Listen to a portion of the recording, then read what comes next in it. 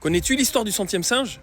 Reste bien jusqu'à la fin, tu vas comprendre à quel point elle est importante. Cette histoire de singe est une histoire vraie, à bien méditer. Sur une petite île japonaise, en 1952, une jeune macaque du nom d'Imo a eu une idée lumineuse. Elle a lavé ses patates douces pour enlever le sable. D'autres singes l'ont vu faire et se sont dit « Tiens, c'est malin ça !»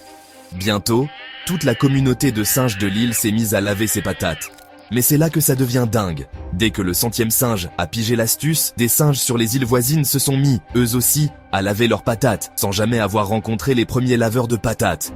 C'était comme si l'idée s'était propagée par les airs. Alors, la prochaine fois que vous pensez que votre contribution sera sans intérêt, souvenez-vous, vous pourriez être ce centième individu qui déclenche ce grand changement dont le monde a besoin. Tu vois, tu peux penser en fait que lorsque tu fais une chose, elle est sans intérêt. Eh bien sache que tu ne peux pas savoir si ce n'est pas ton action qui va faire changer les choses.